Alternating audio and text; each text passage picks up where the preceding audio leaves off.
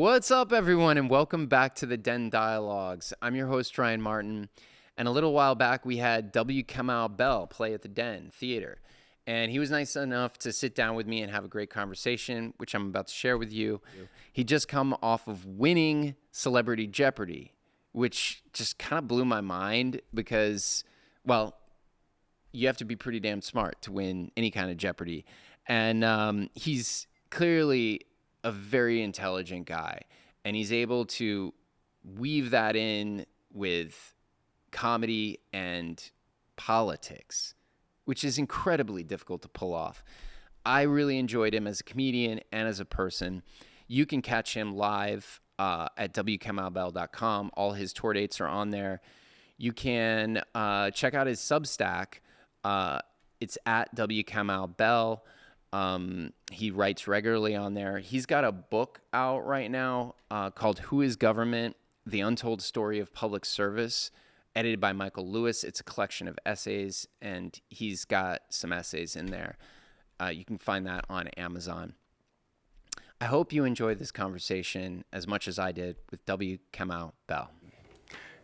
Kamau, welcome. Thank you. Thank you for playing the Den. Last night was fun. I hope you had fun. Yeah, it was great. It was fun. I was glad to finally. I've heard a lot about the club over the years, and it was so when I was coming back to town, I think I told you they offered me another venue, and I was like, "Can I do the Den? I hear that's fun." So. Oh, that's sweet. Yeah.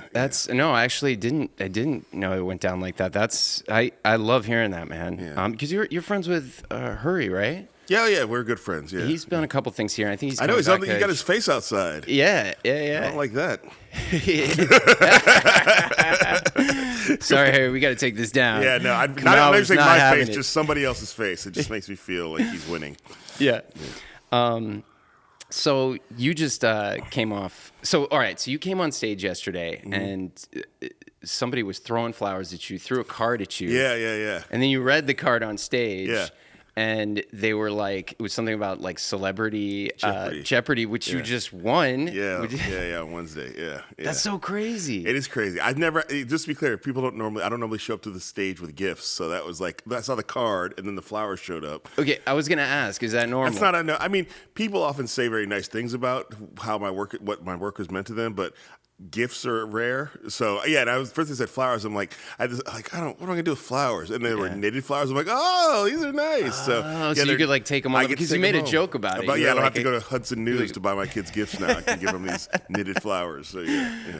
Right. That was awesome. What did she actually say? Because I was in the back. I couldn't hear. What did she say about that? It was like a compliment about my work, and then and just how important it is to her. And then she really liked the moment from Celebrity Jeopardy where I talked about my 10-year-old made me study Olivia Rodrigo to prepare, and then minutes later on the show there was a question about Olivia Rodrigo, so it was like this total like what so I knew I got the answer right, and that answer led to my daily double, which I bet everything, which basically led to my win. So thanks to Olivia Rodrigo and my 10-year-old. Like it was like if you study the game, that's when it all came together. How crazy. Yeah. So I just told Ken, like, yeah, we studied Olivia Rodrigo, and then a couple segments later, like the clue came up, and even Ken goes, "Whoa!" Like it was just like it feels. Yeah. Man, that's so perfect. That doesn't even feel possible. You know what I mean? It feels like. And just to be clear, because I think people don't even realize this, like when you go to Jeopardy, even though it's Celebrity Jeopardy and they do want it to be funny and entertaining, it's still governed by the same game show rules that every game show since quiz show has been governed by. Mm-hmm. So you have to talk to a game show cop before the show about like, don't cheat, don't look like you're cheating, don't make jokes about cheating. Oh yeah, like it's really it's really like strict. It's a moment of like, oh, this is real. So they're like, be funny and have a good time. Also, it's a real game show, and you will be shut down by the federal government if you do anything. It's just like that. Yeah. But because there's serious money involved too. Yeah, you won $1 million. You say after the show, you're like, $1 million came my way. Yeah. So does everybody give it to donate it, or is that like the thing? Because all celebrities are equally successful and rich, we don't need money because we're all in the same. Because that was like $1 million. Like you don't. I mean, not to put too fine a point on it, but yes, $1 million would make a difference to me. It obviously, because I wouldn't just throw it on the other millions. I would be like, okay, we can fix this roof now. Like it would. But I'm not. I didn't. It's not like I negotiated to get money, but I get why it's for charity. It's funny because it could read that way. Like when you're like, yeah, I'm giving this full $1 million out. It makes it seem like, oh, damn, he's no, and loaded. it's the way it's been written up. Some people are like, he gave all of his Jeopardy winnings. No. I had to give them away. like, I'm not saying I wouldn't have done something, but we were playing for charity. So maybe you would have kept a small percentage. I got 3 kids, man. Yeah, of course. You got to get them through college. Yeah. You got to be super rich to have 3 kids and it not affect your bottom line. Yeah. So, And speaking of, college and stuff, I mean, who knows what that's going to be like cost-wise going forward. I don't know if there's going to be as much help. Yeah, I don't know. I mean, 2 of my 2 oldest kids want to be in the arts, so I'm kind of like, college? You can just go. Do you need it? Do you need it anymore? I mean, my wife wants him to go to college because I dropped out of college where she has like a PhD, so there's a difference of opinion about what college can do for you. But yeah, but clearly you're well educated, well studied. I mean, you just won Celebrity Jeopardy. Yeah, I mean, I always say this, and credit to the lab school here in Chicago. That education was so good that the only thing I would have needed from college was like, if I want to be a surgeon or if I want to be a lawyer, something where it's like, or if there's something, but not just to get smarter, like, because I already knew how to acquire information thanks to my education. I didn't need to if there was something specific I wanted to do, but once I was in college, I realized there's not anything I want to do that is here. I'm just wasting this money. Right. Yeah. And smart. And you got what you needed. Yeah. I mean, what's funny is kids nowadays, at least young boys, my son's 12, he's definitely getting influenced with social media on how influencers are talking about how you don't need college. You don't need anything. And so he's coming back saying like, I don't get school. Like, why do I have to know this? And he's smart. Like he's ahead. He's doing 7th grade. He's doing 8th grade math, which is cool. And he's kind of proud of that. But he's like, I don't get why I need this. Why do I need this? I mean, the funny thing about that is like, there's more truth to that than there used to be because of the expense of college. Like, the question is, what do you want to do with your life, and does that thing require a degree? That's the question. And for many people, it's like, and if you don't know what you want to do with your life, then you might as well get, But then even then, because of the expense, like I mean, maybe if he gets a full ride, whatever. Sure, but sure. It's that's the problem with this country. When my parents were going to college, credits were like $15 a credit. You know what I mean? It was just like education wasn't gonna bankrupt you, but like where it for sure can. Only because of my success were we able to pay off my wife's student loans. You know what I mean? So it's like she got a degree in dance. So, but she's a dance professor. You can't be a dance professor and just be a good dancer. You know what I mean? So like, it just depends on what you want to do. But yeah, I think that like, I have nothing against college. There's definitely a cap to what you can make in that profession, right? Like as a professor. Yeah. It's like, you're not right? It's you're going to be paying your loans back for the rest of your life if you're a dance professor. You have to like really, but because it's not many dance professors are making 6 figures a year, you know what I mean? Not many dance majors, I would say. So, yeah, I think you have to sort of, I'm not against college, but I do think that, like, because of the cost, you have to really think about it in a different way. Yeah. I mean, the only other thing I would say to that is I've actually but let me say this, but also don't listen to online influencers. Yeah. Okay, there's two different, because whatever because they're going to say, you don't need to go to college, you need to pay me $79.99 a month to learn how to drop ship and learn how to work, how to hire people in India to make phone calls. Don't listen to online influencers. Well, I feel like the one thing you can learn is how to do things like learn, because then you can or write or communicate effectively. It's the biggest issue I have. I didn't finish college, and I even didn't prioritize school in high school. I prioritized sports. So I just. And it wasn't that I wasn't interested. I just brushed it off as not important then. And now, man, it's rough. If college, if you did not have like I said, I had the benefit of a great high school education. If you did not have a great high school education, then college is a way to sort of like, it's two things. One, it helps you sort of pick up to sort of finalize some life skills, like how to show up on time. Yeah. The problem if you don't show up on time. Discipline, some organizational skills, how to planning, organize things, how to play. Right. Yeah. So I think there's a lot of things. I mean, it's the same reason. Like I think that you sort of put you in like a decompression chamber before adulthood. Right. So which I think is valuable. It's maybe too expensive at some places. But yeah, and it also teaches you, like, I think there's a lot to be said about. If you didn't learn critical thinking in high school, then college can help you learn critical thinking if you take the right classes. It can help you, right? How important do you think critical thinking is to, like, everything, really? I mean, but business, politics, like, I feel like I don't know what you would do without critical thinking. But I think it's it's the thing game. that I think it's the thing that we're getting as a society, right? We're stopping that, right? We're No, we've been we've been confused and misled, purposely misled into thinking that it's funny when they would insult Barack Obama by calling him professorial. Mm-hmm. You talk like a professor. He's the goddamn president. What do you want him to talk like? And a lot of people don't want their president to sound like he's smart. They want their president. They want their president to sound like he can sell stuff, or he's or that he's a the whole guy you want to have a beer with thing. So it's like regular guy you want to have a beer. No. I mean, I want the people at the top, mm-hmm. the people running shit. Mm-hmm. I want them to be the goody two shoes, mm-hmm. organized. You want them to be the nerds who showed up early and stayed late and got good grades and asked for extra credit. Don't bend the rules, mm-hmm. Because then I can own a business mm-hmm. and I can have fun and I can not worry about stuff too much and that's what I want, man. Yeah. And that's that's not what we're I mean it's America's choice. Is this Nazi Germany or is this the French Revolution? It's just you make the call, America. Do we throw off the shackles of oppression or do we sign up for the shackles of oppression? Right. And jokes like that can be seen at we got a whole tour. Yeah.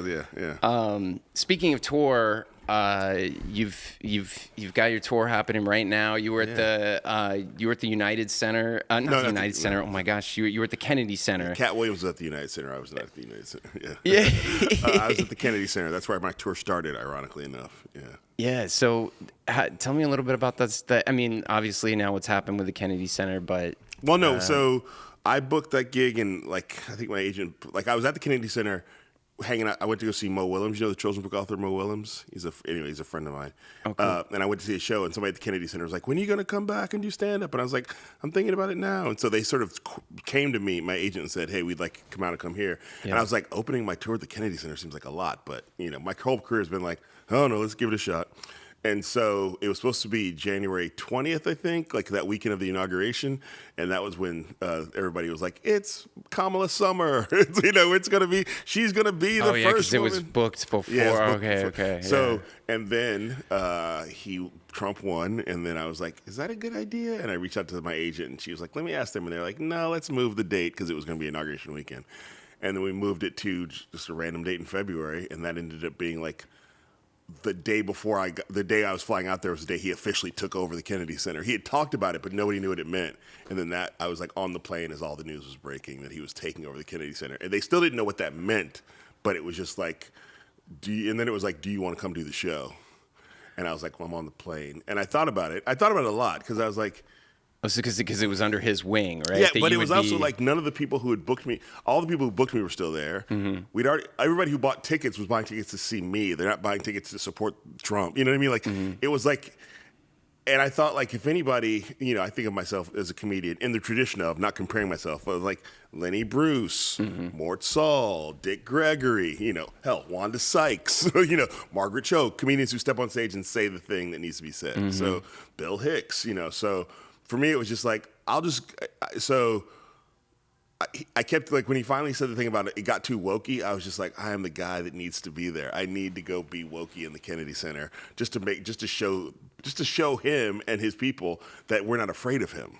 You know what I mean? Yeah. Well, it's kind of rich too. I'm sure he wouldn't be happy that that's his, inaugural performance. That's the way to put it. The first performance at the Kennedy Center of Trump was me. I'm happy to have that in my obit or Wikipedia page. But then a lot of people see it as bowing down to Trump because I didn't cancel. Because then Issa Rae canceled her gig, which was weeks later.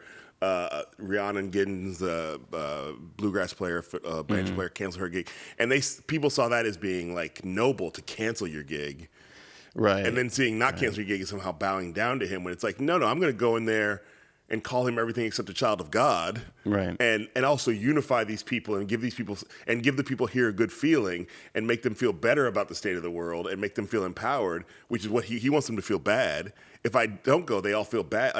I get why some performers cancel. I totally get it.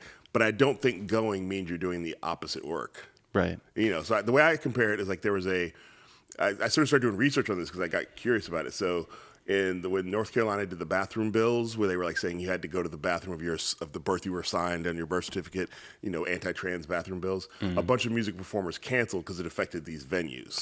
So like Springsteen canceled, and a bunch of huge performers canceled. And there's this all-black woman a cappella group called Sweet Honey in the Rock, which is like a civil rights a cappella protest song group. And they're like, no, we're going because our people need to hear from us, and we want to go be with our people and give them support, the people who are on the right side of history who live in that community while they're going through this. And I was like, yeah, that's the other way to do it. It is, yeah. Yeah. So but still people, you can't make everyone happy though. And my career has been about a lot of things, but it's not been about making everyone happy. Yeah. Even though I didn't mean for it to be that way. But when I look back, like I think I talked about last night on one of the shows, this woman called me a sellout, and I was like, there's so many reasons people think I sold out. Like, what is the reason you think I sold out? Because some people hated when I met with the Klan. Some people hated when I met with Richard Spencer and didn't punch him in the face. Some people hated that I was on CNN at all because it was corporate media. Some people, So some people hated that I did a 4-hour doc critical of Bill Cosby. Some people hated that I have a white wife and mixed race kid. Like, there's all these reasons that people have told me that I'm not doing me right. And so I was like, I asked this woman, like, what is it? She says, the Kennedy Center. I was like, wow, that's funny. I never would have picked that one, but yeah.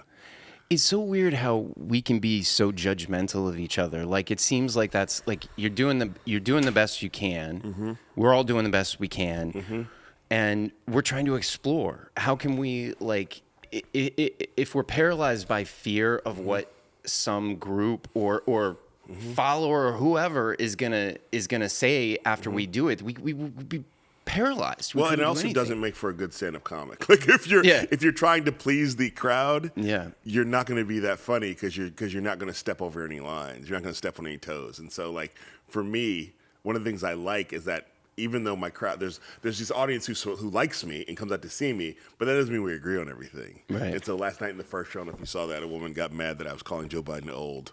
I didn't see what she was talking. It was the woman that kind of stood up. Yeah, she right? put her hand at one point. Yeah, that's when I laid down on the stage, and people, like, I was just like, well, I'm just going to lay down and wait for this to finish. because she wouldn't stop, She right? wouldn't stop, and I was like, I'm not going to fight you, but I also Yeah. know that the crowd is on my side, so I'm going to wait for them to. It's just people were just like, no, like just telling her, like, no, Totally. You're not doing this. You know what was so funny about that? You had your notebook out there. Yeah. And in the beginning, you'd come out and you'd been like, guys, I was like jotting some notes down before the show. Yeah. And then you showed us, you were like about like some new stuff that I'm going to do or whatever. And you showed us, and one of them was just across the whole page. Fuck. Yeah. And then you like ripped it out and gave it to her. And she threw it back. She didn't threw want it it. back, And I was like, I thought that was a nice thing to do. And I gave Smiley was very happy to have it. Somebody else was like, I'll take it. Yeah, I was like, people normally like it when I give them mementos. But it's just, but again, like I don't want to go up. Being a stand-up comedian means you have to sort of, even if you're Brian Regan, you're transgressing some boundary, which is where the laugh is. Like, you're crossing something that is unexpected or surprising. If it's not unexpected or surprising, there's no laugh. So it's just about what boundaries you're transgressing, and if you're doing it for a reason, because you can, there's a lot of comedy right now which is just about like Puerto Rico is a trash hump, and you're like, is there a joke in there somewhere? It's kind of shock or where's the punchline though? Like, I mean that's what I feel like. It's like, I think it's like the ooh kind of like, it's like, how do we bash? It's bashing. It's like, it's kind of like no great comedian lived on the ooh laugh. You can have a couple of those, right? But if your whole act is ooh, that's not right. It's like it's like your mama jokes, right? It's not even as good as your mama jokes. Like, I would rather an hour of your mama jokes than an hour of Tony Hinchcliffe. I'm sorry. I didn't mean to offend your mama joke makers. No. Yes. Yeah. So with you crossing over into I don't know when you crossed over into like political comedy. Was that always there for you, or did you start out? No, it's funny. I'm laughing because Jason, who's here, who's hanging out with me this week, is my best friend since high school. So Jason can tell you, no, he did not start out as a political comedian. Okay. Like, I was just a goofball who liked stand-up comedy. And never would have thought that this would have been where I ended up, except for the fact that my mom is a very political activist person. So I was in a home where I was surrounded by that, and my mom's making me watch like Eyes on the Prize and Roots, and we're going to Angela Walker book signings, and I'm just like, Eddie Murphy's funny, you know what I mean? Like Seinfeld was great on the Tonight Show, you know. I'm just like, you know, I'm just a kid who likes comic books and stand-up comedy and Bruce Lee, you know. So yeah, and then but as I got older, but you absorbed that, like, yeah. But I absorbed it. It's like the way I put it, it's like it was the family business, and at some point you either inherit the family business or you reject the family business, and I decided to inherit the family business. Like this is what my family has done through generations of trying to like you provide for your family, you also try to do the work to help liberate your people, you know. So that's just the family business. And so at some point when I got old enough, I was like ready to finally take over the hardware store. So yeah, and really it started with when Barack Obama started running for president. I was just like, there's a lot going on here with this black guy running for president that not everybody's talking about or seeing. And I started talking about it on stage. And that's when I rented a theater and started doing my own one-person show that was all about race and racism, called the W Kamau Bell Curve, ending racism in about an hour.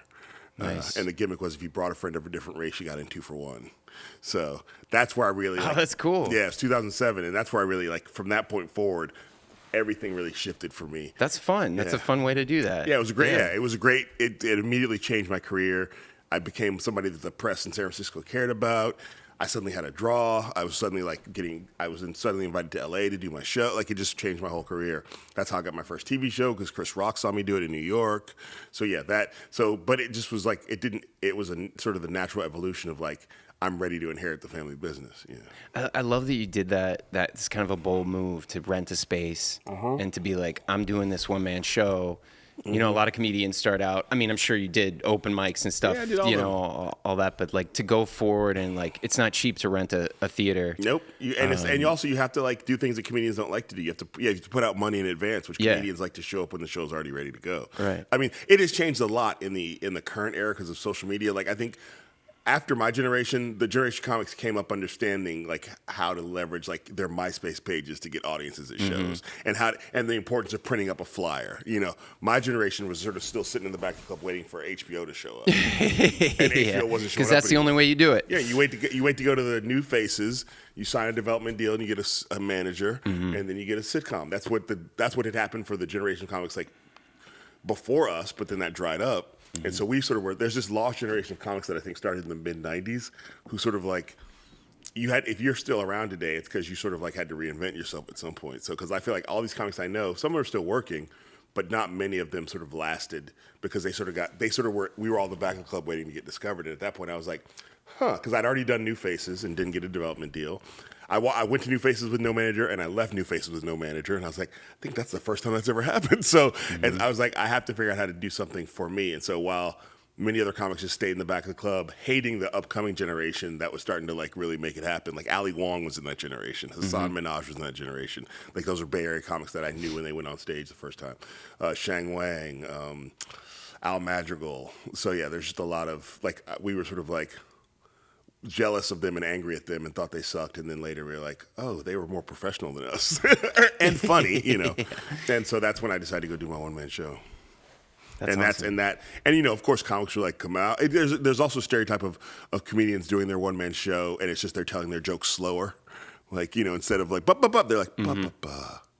It's more thoughtful. It's more philosophical. So I took some jokes from comics who were like, they're like, now he's and I was like, okay, man, all right, yeah, whatever you think. I'm over there. If I come here, nobody knows who I am. But if I go to the theater, 60 people know who I am, which is a big deal at that point, you know. So was that really what kicked everything off? Yeah, that's 100%. Even Jason didn't want me to do a one-man show. Remember that, Jason? He was against it. He was like, "Don't do that." And you still go to him for important advice? I never said that. When did I say that? I said he's my friend. I said he's my best friend. That was important advice. No, I mean, you know, again, you don't got to agree all the time. I know. I'm just messing. No, I'm just kidding. Yeah, no, you don't have to. Yeah, I think that's the whole point. That's the one reason we're friends is because we're very different, but we're at the core the same person. Cool. But then, so you went. How soon after was United Shades of America? So 2007, I started doing the Bell Curve. 2010, Chris Rock sees it. 2012, Totally Biased starts, which is my first TV show on FX. It was FX's, they did 2 talk shows. It was me and a comedian named Russell Brand, both got talk shows on the FXX network.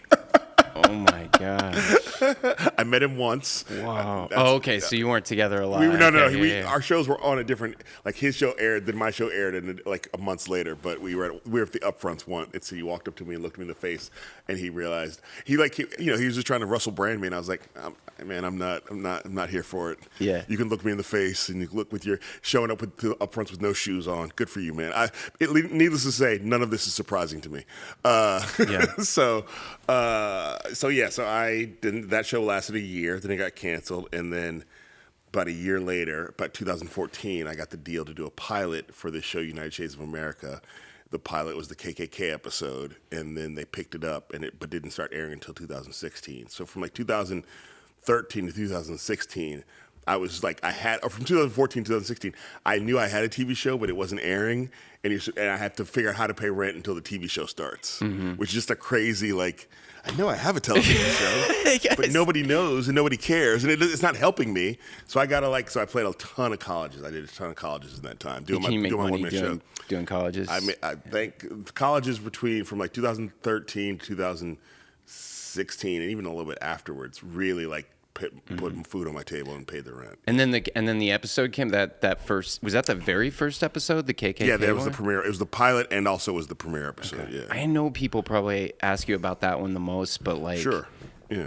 What was that? I mean, walking in there, being able to be just cool, calm, and collected, somewhat. Yeah. I mean, the whole thing was like, so I came to TV just with very little pre-TV training. So I didn't my first TV show was the most I'd ever been on TV ever. Like I had done Comedy Central Premium's Blend was the only other time I'd been on TV. And then I had a TV show I was on one night a week and then 5 nights a week. And I didn't even know what the jobs were. I didn't know what the names of what is an associate producer distant from a floor supervisor. I don't know what any of this stuff does. And I had to sort of learn in real time. So even when I got to United Shades, I was still learning in real time what a TV host is, because I didn't even think of myself as a host. And then also, what camera is my camera? And then you got to learn, well, I don't even like that camera guy. I think I'm going to trust this. Just all these things are like who the producer's making the show for. And so in the first season, I've talked about this a lot, it was clear that I sort of realized, he's making the show for CNN. He's not making the show for me. I'm just the thing in the show that talks to people. But I'm not the. But you were the writer on it, and there was no. I mean, it's a cable television, so there's no writer. But yes, yeah. But often they would write stuff and give it to me to say, and I'd be like, I can't say this, and there would be an argument, and so I had to learn that first season. So the Klan thing was weird because not only am I meeting the Klan, but I'm also working with these people off camera for the first time, and I don't know who to trust. I can't trust the Klan, but I don't know you all either. I don't know the camera crew either. So, and I'm the only black person there, and my security was an ex-LAPD officer, and my joke was, great, who's my security in case my security flips out? Ex-LAPD is not making the black guy feel comfortable. Like, even that, they don't even think about that. Like, we got an ex-LAPD officer. Fuck, man. Like, that hasn't worked out historically for black people. Did you have someone who you could go to about stuff like that? You could be my wife. And Jason and my mom. Like, I would call them when I get to the hotel that night and be like, like, there was no... I didn't have a relationship with CNN yet, so I didn't have a person at CNN to talk to. My manager, I guess I talked to a little bit, but I was just in the deep end and had to so for example, that the first day of shooting, and you just wouldn't do this way if you cared about the person. The first day of shooting is the cross burning. Mm-hmm. If you were a person who cared about the person in the middle of it, you'd go, let's give him a couple days. Let's get him comfortable. Right. Let's let him sort of get some, because it's the first he's ever shot this show. Let's let him get his sea legs. Let's let him get warmed up, and then we'll go watch a cross burning. But that was the first day of shooting. Was like, we got a cross burning in a few hours. So I'm like talking to people on the street, doing man on the street, like thinking about this thing. Yeah. And you just wouldn't do that if you cared about the experience of the host. Yeah. I mean, it sounds like you guys like jumped in the deep end with it, and the structure. The support structure wasn't there. There was no so take care of you and like, look, what do you need? How are you doing? How do you feel? Like, so yeah, totally. A great example of it is like, I would be talking to a Klansman, interviewing them, and suddenly look up and realize the camera people are all like on a break, and nobody told me. And I had to go, hey guys, if the camera crew's gonna take a break, tell me, because I don't just enjoy talking to the Klan. Like, we're not filming this. I don't want to just talk to them and chat them up. Like, tell me that it's break time so I can stop talking to them. I'm only doing this because I'm trying to get good footage, and everybody's on break. But I was not a key cog for. I was just right. You're willing to go in with the cameras on, capture it, and get that experience for not just you, but for the viewer, for the viewer, and to provide for my family. You know what I mean? Like So you didn't necessarily want to be hanging out when the cameras aren't running. People think all the time that like I want to talk to everybody. No, that's my job. Right. You're like, going into the trenches. You want some assistance. If I'm taking a flight like I am tomorrow, my AirPods are in and my head's down. You know what I mean? Like, I don't need to talk to you. Yeah. And I'm not that I like tonight at the show. These are the people who came to see me. I'll talk to them, but like. I'm not a guy who's going to go talk to the Klan just for my own personal benefit. You know what I mean? So, like that episode. So when I look at that episode, there's a moment where I get out of the car, and you see me go, "Oh, cool shit! Oh, damn it! Whose idea was this?" Because I was really like, "Why did I do this?" But then the other thing they did, which I will never a lot of things I'll never.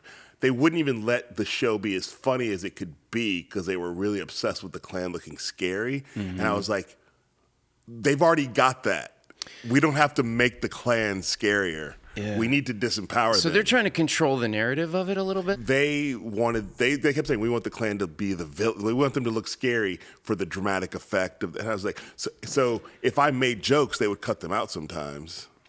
Like, I'll never forgive them. I would have been furious at that. And then they told me like a couple times, like, you'll be able to re-edit it once we get to the airing of the show. And that's when I realized, oh, they're lying to me. They're just telling me what they think I want to hear. And then when I ask about it again, it's too late. So, like, the thing that you need a lawyer with you. Like, here, sign here that I get to do this. You need a Dwayne Kennedy, who's my opener, who from season 3 on was my right-hand guy on the show. So you learned. I have a one-man posse, generally, sometimes 2 if Dwayne and Jason are both there. But, like, I basically, over the course of the next several years, just and apparently became known in the industry. They were like that. I've heard United Shades is a hard show to work on because I would bring people in and I would so the first season we had the showrunner. We were nominated for an Emmy, and I was like, and I went to my wife and we talked about this, and I said, I told the production company, I'm not coming back if that guy's still the showrunner. Mm-hmm. So. Even though I needed the job, but I was like, I'm not doing that again. But good, it sounds like over time you got stronger. So every season I got stronger, and then by the last two or three seasons, which sort of intersected with COVID, we had a new production company, and it was 0.0, which was Tony Bourdain's production company. So I was with like the best in the business, nice. And it was not the same. It was like they understood that, like, because they had done this with Tony. He's the most important resource on this show. If we exhaust him, we're destroying the show. Mm-hmm. And if we don't, that person in the center, Tony or me, knows more about this than any of us, so we need to lean on them and sort of go, what do you want to do? Mm-hmm. Not like, we've already figured it out for you, which is what happened with before. Like, we've already figured it out. Right. And, like, I remember there was with the first season of the show, we did an episode about police officers. And the script I was supposed to read was like, some people say the police, basically it was something effective like, some people say police are bad. Some people say police are good. I don't know. This week I hope to learn, what are you talking about? I'm a black guy in America and I never thought about the police before, and I'm going to learn this week about the police and get an opinion. You don't care about me. Like, you just want me. I got to move out of Oakland because I can't walk the streets of Oakland being the black guy who's like, I don't know what to think about the police. So, so every season I just kept bringing it. There was a lot of turnover. And I then learned, people thought like it was maybe a toxic work environment, which it just was like, no, it's just hard to be black in show business and exert control without being perceived as an asshole. And I decided at some point, you're just gonna have to think I'm an asshole. Yeah. That must be hard. That'd be super. God. Well, it's actually, it was hard until it got easy. If you're not that kind of person, right? Well, yeah, you just have to figure out how do you do it? And so I was not yelling. Mm-hmm. I just would like. I just took my moments to go, no, I'm not doing that. And I remember the final this was under 0.0. But this was like, I just learned to be like, no, I'm not doing that. And just sort of like, I'm not going to yell. I'm just not doing it. And so we did this episode in New Orleans, and it was about reparations. This is during the 0.0 years, but we had a producer. There's a lot of new producers who came through, and this producer called me like, they're doing a slavery reenactment in New Orleans the weekend we're there, and it's done by this great artist. His name's Dred Scott, and he is a really great artist. And they're doing a reenactment of a slavery revolt that happened in New Orleans, around the New Orleans area, and they're marching into town, and they're all going to be dressed like enslaved folks, and da da da da da. I was like, that sounds great. Just one thing you know, I'm not dressing up as a slave, just so you know. Oh. Well, I mean, they said they would love you to have you dress up and da-da-da-da-da-da-da. Oh, no, I hear that. I hear it. I'd love to meet them and talk to them, put them in the show.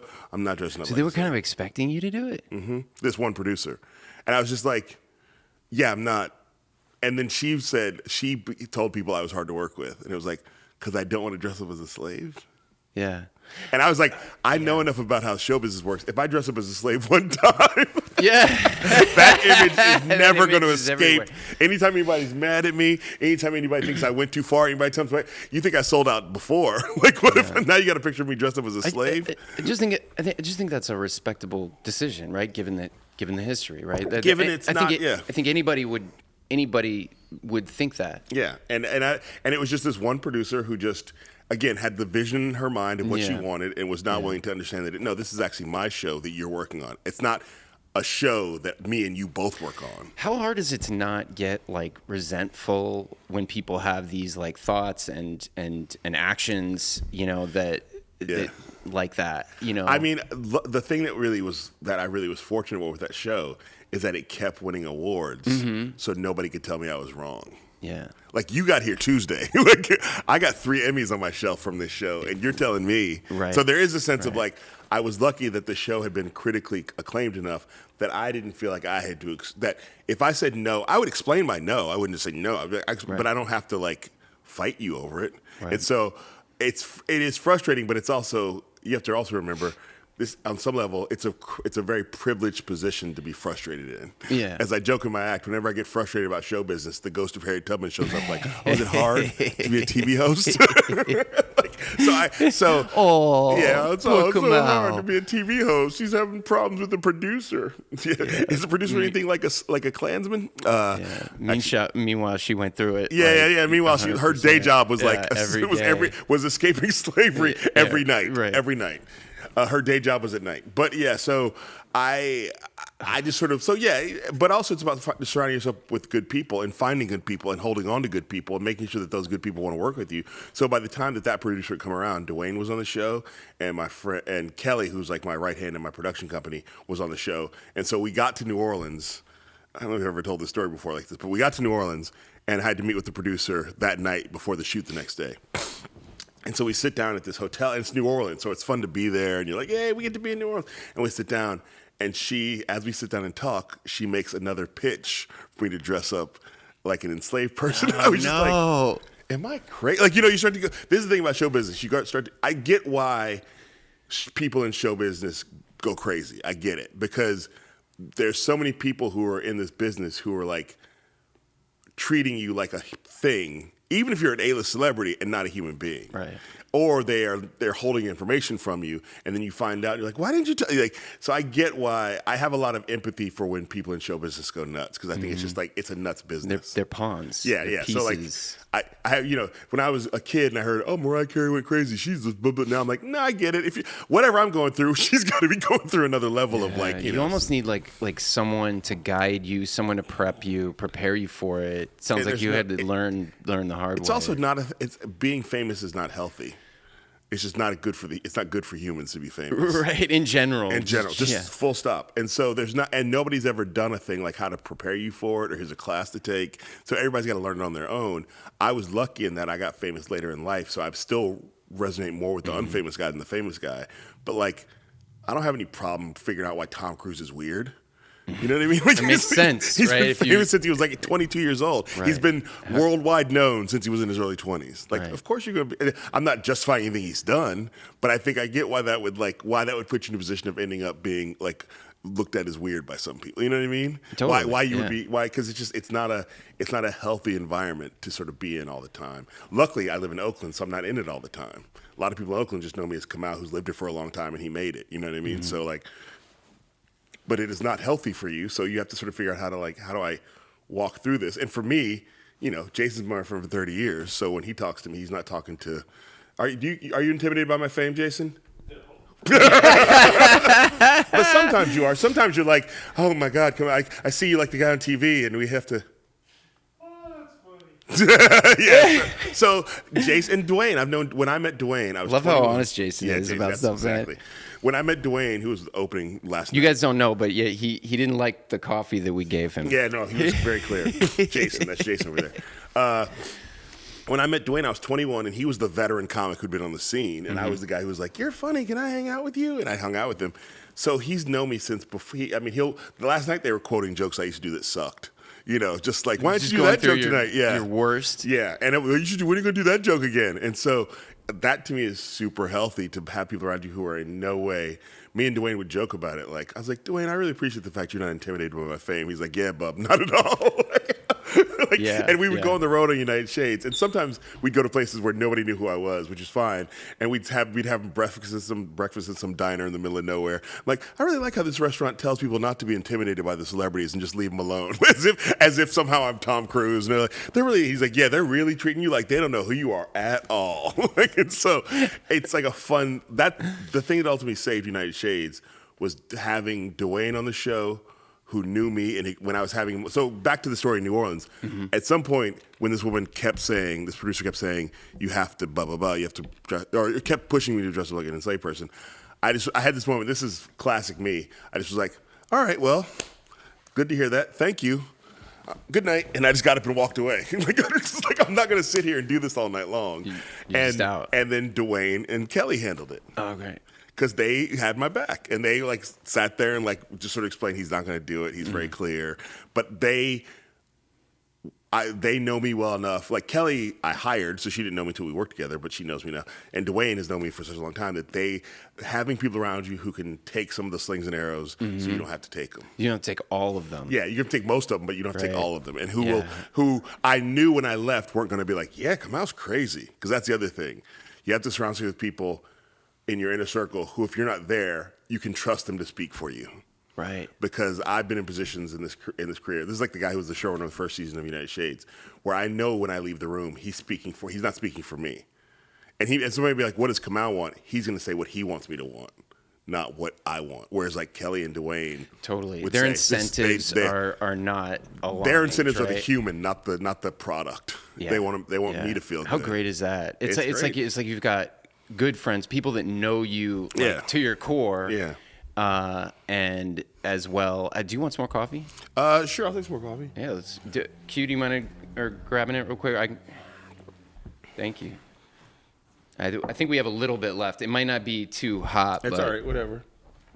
You got two shows to do too. I know. That's why. So we'll keep you juiced up. Yeah, no, keeping coffee tonight would be good. Well, to switch gears just a little bit, we've got, we I feel like our country is in a brave new world.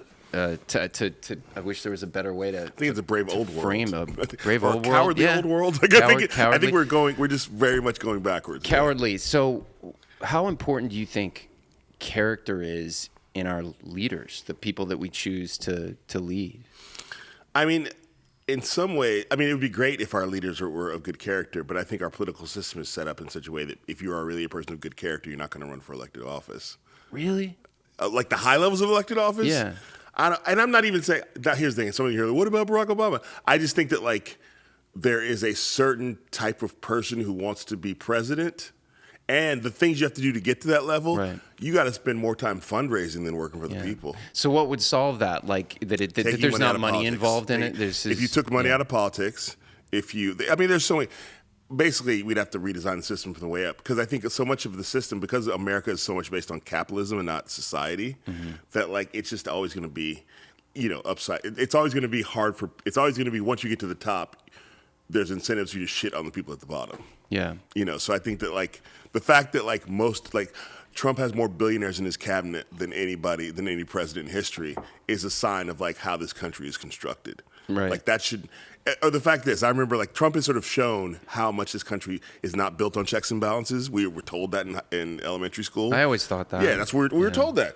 But because like even things that we all would have thought, like when he first ran for president the first time, and he refused to show his taxes, and we were all like, wait, isn't that law? Like we were like, isn't that a like? It's an honor system. Yeah, and we're like, oh, that's just an honor. That's just people just did it because they thought it was the right thing to do.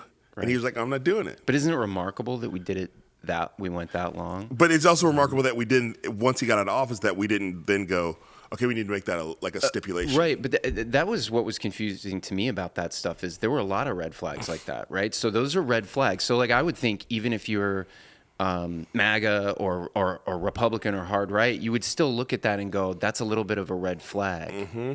Nope, because these are the same people who make fun of all the liberals on Jeffrey Epstein's flight logs and don't seem to have a problem with Trump having his arm around Jeffrey Epstein. Like, so these are people who live in cognitive dissonance. So it's cognitive dissonance. So they have to be like, they're seeing it. They're seeing the image, right? Epstein, Trump, that video where they're looking at the girls and they're checking them out. Look at that. We all remember that from high school or college. We know that look. You're like, dude, just check that out. So we know what's happening there. I mean, and they were buddy. Didn't Epstein say that they were like that Trump was like his best friend for like 10 years? Or something? I don't know if he might have said that. I just know that there's more evidence of Trump and Epstein being buddy than there is of like. Remember when Aaron Rodgers said Jimmy Kimmel was on the flights to Epstein Island? Like, there's no evidence of Jimmy Kimmel being on Epstein Island, where there's plenty of evidence. So there's just higher probability that was actually a relationship. Yeah, it was a relationship. Yeah. And here's the it's just, to me it just is like they don't mind being hypocritical. They just don't mind it. They don't mind. Do you think they don't mind, or do you think it's there's something that supersedes it that causes the? Well, it's no mistake that some of these people would claim to be evangelical Christians because they look at Trump as a Messiah.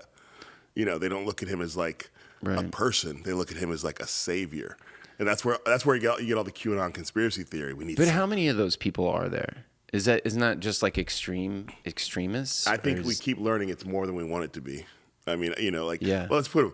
Marjorie Taylor Greene is in office, and she's one of them. Right. Lauren Boebert is in office, and she's one of them. So there's more than I think on the left we want to be like, that's just the. I don't know what the exact percentage is. I think I saw Walter Masterson. I don't know him, but I watch his videos a lot, and he does an interview with George Santos. And I didn't see it, it's great. And so he says something about MAGAs being white nationalists, and he's saying. And George Santos goes, are you saying every MAGA is a white nationalist? And he says, no, but I'm saying it's not a deal breaker. And I thought that was the best way to put it.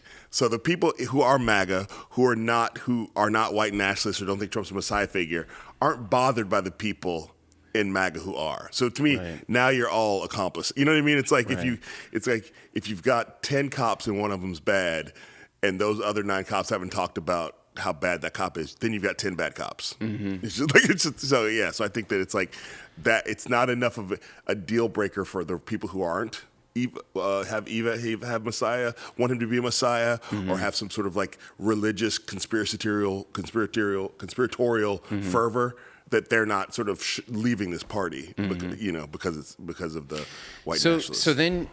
So he gets all this momentum, gets all these, extremists and crazy people, and there's more than we thought, and he gets also grifters who are just like, this is a good opportunity to grift, and grifters like Elon Musk, right? I don't understand that. I think a lot of people are just perplexed by stuff like that. I mean, I'm like, I can't even. My mind is just like, what the fuck is happening when I look at stuff like that? I mean, this guy's the richest man on planet Earth. I would be so disinterested in politics if I was the richest man on Earth. Yeah, wouldn't you? But then you have I would to so ask not yourself, want another job. So it's like either he convinced himself that, and he even said it, all right, if we go down this Kamala path, that it'll be the end of everything. Oh my God. So if that he truly convinced himself of that.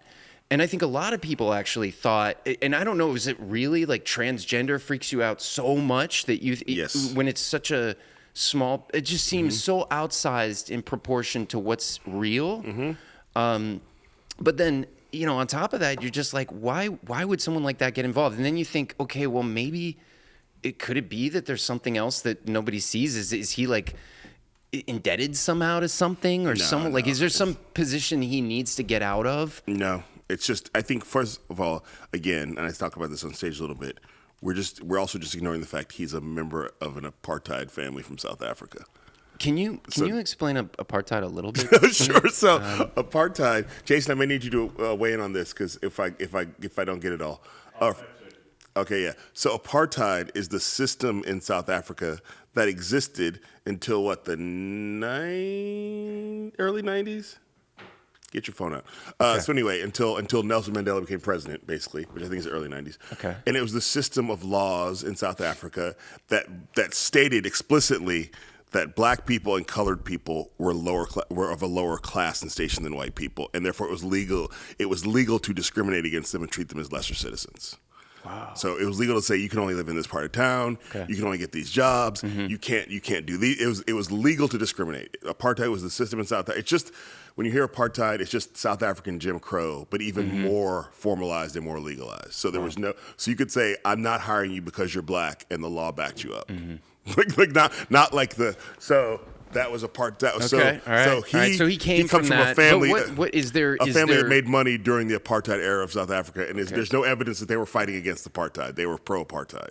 Okay. Because apartheid was just like white supremacy in this country. It made white South Afrikaners a lot of money because they had access. So he comes to the best from a super wealthy family in that time period during apartheid, and what's out there is that they didn't do anything against it. No, they were pro-apartheid. They were pro-apartheid. Yeah, they were pro. They've talked. There's no. So he comes from that family. So that just puts another like very high probability that a black woman president is not something that he's going to want. Sure. Yeah, and let's also be clear that, like, he's got a trans kid, trans daughter, and he doesn't talk to her. She doesn't talk to him, obviously, because he, and has not been a good parent to her, and it demonizes her, and so that's also, it's like that thing that you so he's going to take that hatred on his daughter out on the rest of the world, you know. So it's like that. None of this is like. So, like, I think we want to make things more complicated. First of all, rich white guys in America, rich white guys in the world. Let's take it for back. Jason, can you say this?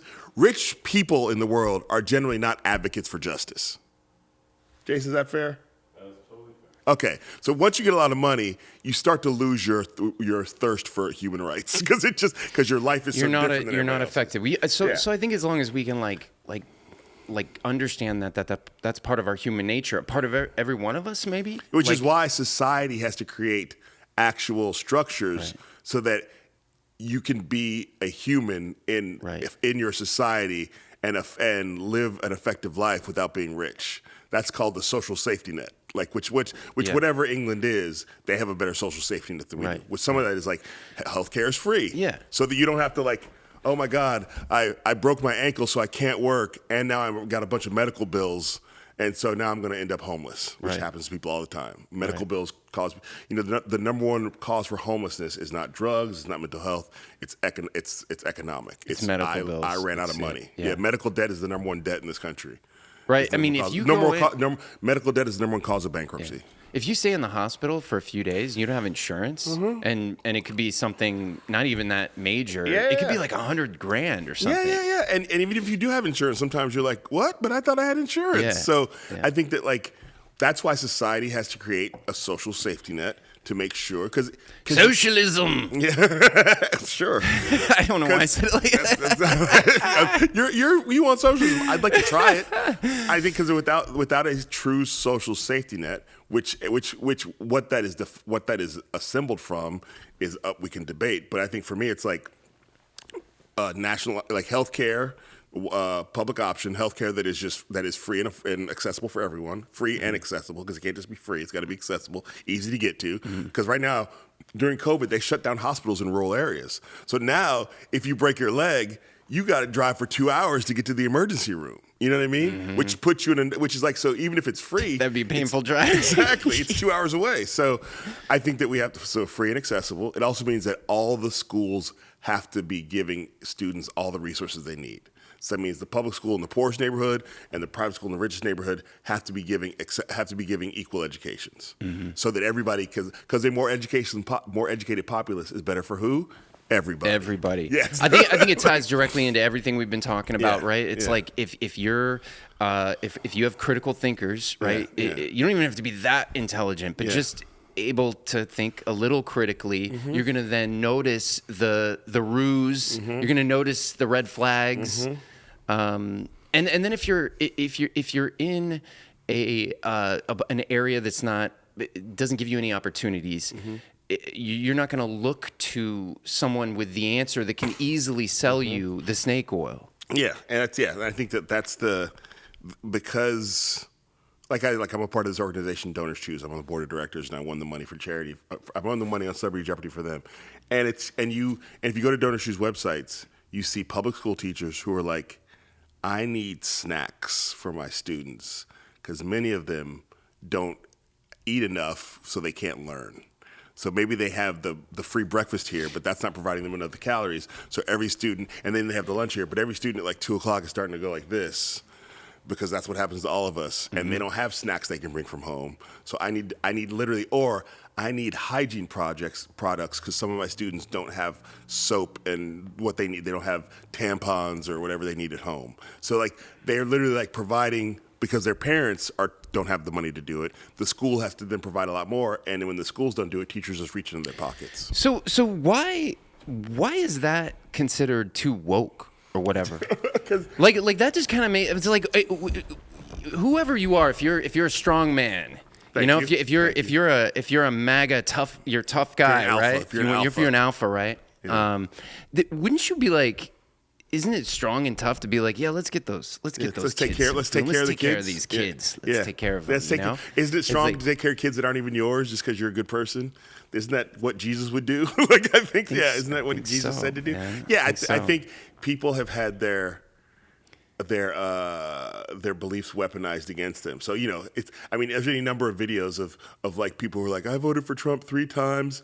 I run an import-export business, and I went to pick up my latest imports, and there was a $3,000 tariff on them, and I didn't know that. I thought that they were going to pay. I thought Canada was going to pay the tariff because it's Canada, but they told me that I got to pay it, and I can't afford to pay it. You're just tossed around. There was some guy some milk. And there's any number of these stories, but he was like importing milk or dairy products, and there was a tariff placed on top of them that he thought Canada was going to pay for, and Canada's like, no, this is your guy did this. This is your guy. Trump is making you pay for this. We don't care. It's not our. But I thought. And because of his contract for his dairy sales, he's not legally allowed to raise his prices. So he has to eat the tariff, and he can't even pass it on. Oh my God. He can't even pass it on. He's got to eat it because he's got contracts for really this is how much. It. Yeah, because you didn't do. I remember there's a great video that went around after the election of teachers in some district, and this is teachers, and I'm a fan of teachers, saying like they voted for Trump, not realizing that he was not really believing he was going to destroy the Department of Education and take all these things away from schools and blah blah blah. And then one teacher said, "I did it, and I guess I didn't do the reading." What would you tell a student in your class who didn't do the reading? And so it's just like trans people were turned into a weapon to cause people to vote against their own self-interest, even though many people are around trans people every day and don't even know it. Right. The history of the world has been filled with trans people who just didn't trust you enough to tell you, and now they're going, we should have never told them. Trans people were not invented in the 2000s. Trans people have existed throughout history and just weren't. There's been stories of trans people who were married and had kids. And you're like, how did that happen? None of your goddamn business. So it's not a new thing that's just started because the schools are trying to, convince kids to. Yeah, and also as we know, the West is one of the. More countries have a more flexible idea of gender than the West does. So we have a real boy-girl thing happening here. And by the West, I mean like Western nations, not just, but like indigenous people have different, there's an idea of two spirits. Oh, Yeah, so like there's in Samoan culture there's ideas of in the Hawaiian culture there's ideas of like that gender is a more flexible idea. They have names for these people that are for people who are of that way that are not derogatory. That understands that like everybody's not the same. So or there's not only two choices. Do they think it comes from more of a spiritual place? Like someone is imbued when they're born with like two spiritual sides? I don't want to be the non-native explaining. This is what they think. Sure. But it is about the fact that they say you contain two spirits. Yeah. And now, please Google it, look it up, everybody. But it is about. But more importantly, is you're not wrong. You're not broken. You are a valuable member of the community who maybe adds a new perspective because you're not like the rest of us. So the more important part is that we don't think you're a broken person. We think you're another member of the community who has a different perspective. So it's only here in this sort of like Western chauvinistic European man, kings and queens and knights, and that there's this sort of like, there's boys and girls. Yeah, that's all there is. So where I don't know how old you are, but I'm old enough to remember Boy George. Yeah, me too. Like nobody really. There's something about that more innocent time in the '80s when Boy George could exist, and that kind of person could not have a hit song in America right now. I don't think. Probably not. Yeah, and you're right. I still don't know how Boy George identifies really, but people don't know what to do we were right all now. We were all very aware that Boy George was like that's something. That's not an everyday something. You know what I mean? Like, so I'm old enough to remember, Freddie Mercury. You know what I mean? Like now, it's funny to think that like the guy who's the lead singer of who sings lead for Queen now, Adam. He was from American Idol, but anyway, I don't know. The lead singer of Queen is an openly gay guy. He came from American Idol. Adam, somebody's right now can put it in the comments. But Adam, we'll put it in. He couldn't really find success on his own as an openly gay singer because people aren't really ready for that generally. But he's the lead singer of Queen. Where he's sort of like, where that works because the history of it, Freddie Mercury, Mercury, everybody knows that and accepts that story. He didn't find a lot of, some success. I don't want to say he didn't, but he didn't find the kind of breakthrough success he maybe would have found in the 70s. Elton John's another one. Sure. People were like, nobody really, and I'm not saying we need to go back to then, but there is something about the fact that, like, if we look through even the history of this country, there was times where we weren't that intimidated. Mm-hmm. Also, Liberace, old conservative. Well, I'm just saying, like, we were more open to, like, we didn't everything had to be this or that. Yeah. So Liberace was playing for old conservative grandmothers and was clearly a gay man, not openly gay. And the grandmother's just like, I don't care. I like the way he sings. But now we are in this weird world where we need to know what box you go in. And if we don't like the box you're putting yourself in, we're going to put you in a box. And there's all these videos. There's a trans woman who's with the ACLU is suing the federal government because they just changed her sex designation on her passport without asking. And she's this very femme-looking, long flowing hair, buxom, curvy. Like if she walked in here now, we would be looking like Trump and Jeffrey Epstein.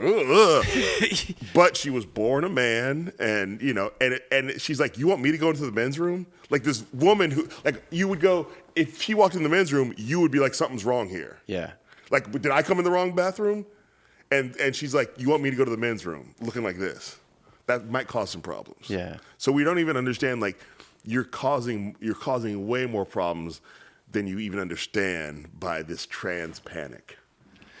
Right. Well, I think it goes back to the critical thinking. It's like if you were able to stop and go, all right, what percentage, like, what is this? Let me look at this. I don't know. Start with I don't know. That's generally where I've come from. Like, definitely, I've been a person who's like, at something. Sure. And you go, let me Google that.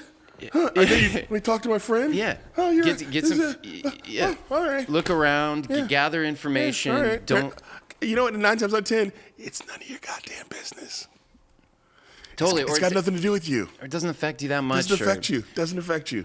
Yeah, like, and but that was weaponized, right? That was weaponized. The idea that it started with, like, the swimmer, Leah Thomas, who was, like, the trans woman swimmer at Penn, and the idea that, like, this one swimmer, Riley Gaines, I think her name is, was like, she's taking away, Leah Thomas is taking away my ability to blah, blah, and they're like, aren't you like a 6th place swimmer? Like you're not actually, right. Even if Leah disappears, you're still, now you're fifth place. Like you're not like, there's nobody, Leah's not stopping you from getting a medal, you know? Right. You know, so the idea being like, and even if it is, there's also just, okay, let's just zoom out for a second. Sports is fake, everybody. It's just like, you know, I enjoy it, but it's not actually it's not actually like, it's just a fun thing. Yeah, it's not that serious. It's a construct. It's a construct of like, it's just not that. It's fun and it's entertainment. And that person won a medal, and also what happens with trans That's people. A good perspective that I haven't heard. Yeah, sports is fun. It's just fake. It's fun. Yeah, it's not that serious. You didn't win a medal. You'll be okay. You know what I mean? Like it's just so. And then this is the inherent. So first of all, it's bad to demonize trans people. Full stop. So let's start there. But then what happens, and is happening, just happened to a woman. A woman. Born a woman, I'm not saying that makes her more of a woman, but born a woman, always been a woman, always been represented as a woman, at a Walmart, who worked at a Walmart, was in the bathroom. Another woman came in the bathroom, thought that this woman was a trans woman because she's 6'4", which is a thing that women can be. Okay. So this other woman comes in, sees a 6'4" woman, thinks it's a trans woman, goes and gets her husband. He goes in the woman's room to yell at this woman who not only is born a woman, but it works at the Walmart, so definitely like knows what bathroom to go to, yells at this woman. That woman, 6'4", so that's the problem here, complains to like some supervisor at Walmart, and it's just like, I just want to let somebody know I'm fine, but I just want something to happen. Little time goes by. Good on her. Good on her. She gets fired. Because they say she handled the complaint wrong. So the problem is that once you start demonizing trans people, you're automatically going to start demonizing women who don't fit your narrow idea of what a woman is. Because guess what? Some women can be tall. Some women have big jaws. Some women have hair on their face.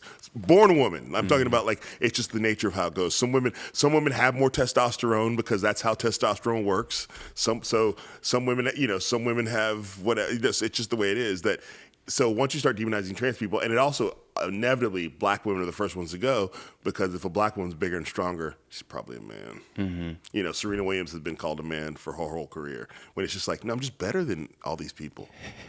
I'm just better. Yeah. Yeah. I mean, there's all types, you know, but you think that people could stop and think, you know? I think or just I understand the initial like, that's new to me.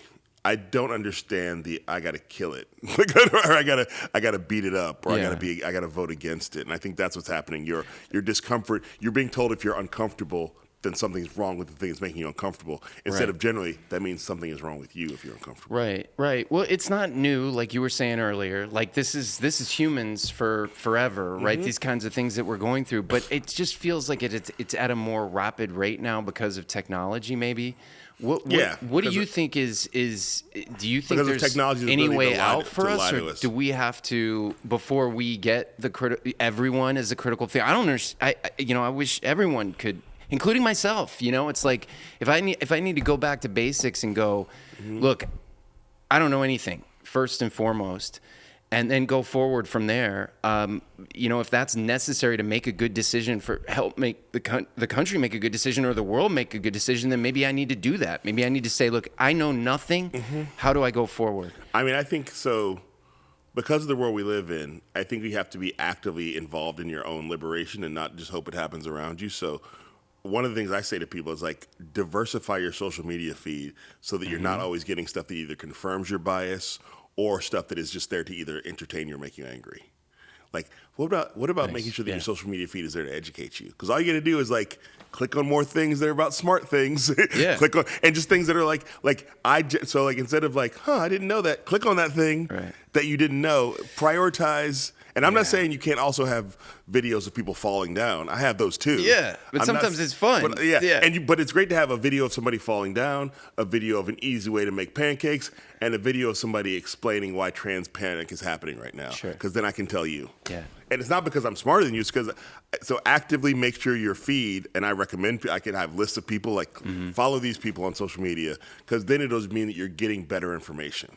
And you're getting it in bite-sized pieces that makes it easier to explain to other people.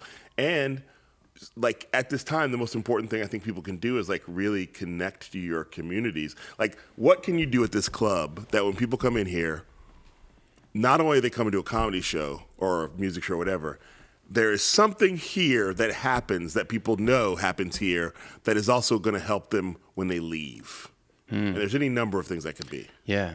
Because you have a central location where hundreds of people, maybe thousands of people come here through a week. You could also, while you're here, and I'm just doing this, it could be, it could something that means that people will start to associate this club with like, oh, it is also adding, it's becoming a net, it's not just there for the entertainment, it's also a net positive for the community. What is it? Yeah, It could yeah. be any number of I things. guess I just off the top of my head, maybe the first thing, the easiest thing, it would be like a sign that helps you donate to something that would be good for the community. I know that's the easiest thing, but like, I'm saying you got to start somewhere. like something that they could scan and be like, "Here, we support this and the parks in the community or whatever." There you go. Yes, like you could what you could find, because you don't got to invent. You could go look. You could even crowdsource it. You could go around the neighborhood and go, what are the things in the neighborhood that can be, or you talk to people, talk to the local politician here. You're not the always going to talk to politicians, but I'm saying like you could find something within blocks of here that is like we're $500 away from the thing we need. And then you go, hey, this week the thing we're raising money for is swing sets at the playground, whatever. Yeah. And you could, so that this, because I think it's the most important thing right now is making sure that you're doing more than you were doing last year at this time. And it starts locally. So if I pull up Donors Choose right now, I could find schools in this neighborhood that need resources. And you could post the QR code and go, if you click on here, you'll find the schools. We're trying to raise money. And you could tell people, you could print out what it is. They're trying to buy a tuba. You know what I mean? Yeah. And then the students will then send you a thank you note and you could post the thank you note. So everybody goes, oh, look at that. Yeah. We bought a tuba. And then it builds. And it builds. But then the thing is, you want to look up a year from now and go, okay, how do we raise the stakes? We can't just still be doing this unless fascism is dead. Right. What's the next thing? What's the next thing? You keep going and then you've contributed. Yeah. Tons of benefits from that. It's you hear over and over again, happiness is like one of the big things, is like do things that help your community.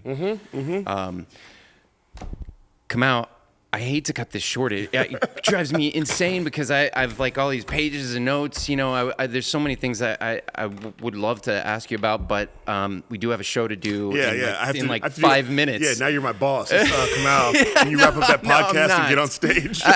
No. You brought me down here, Kamau. You need to wrap that up. You sold the tickets. The people came for you. It's an honor to have you here on our stage. It's an honor to sit down with you, man. And I hope we can do it again one day and keep talking. I'm having fun. This is good. But yeah, I look forward to coming back and finding out what that thing is that you did, that you put up in the... Now I know I'm coming back because I just want to see what the thing is that you did. All right. Yeah. No pressure. Okay. No pressure. Actually, a lot of pressure. Actually, a ton of pressure. Well, where can people find you? My website is wkamaubell.com, WKAMAU Bell, BELL.com. But also that's me on Instagram, which I'm very active on, and also on SubStack, Who's With Me, which is I've spent a lot of time writing things on Substack. And then, Threads and those places, I think Threads and Blue Sky, whatever it is. But yeah, those are my main spots. And I don't spend a lot of time on X anymore, Twitter. All right, good. Yeah. Good. Well, thank you again, and let's go do a show. Let's do a show.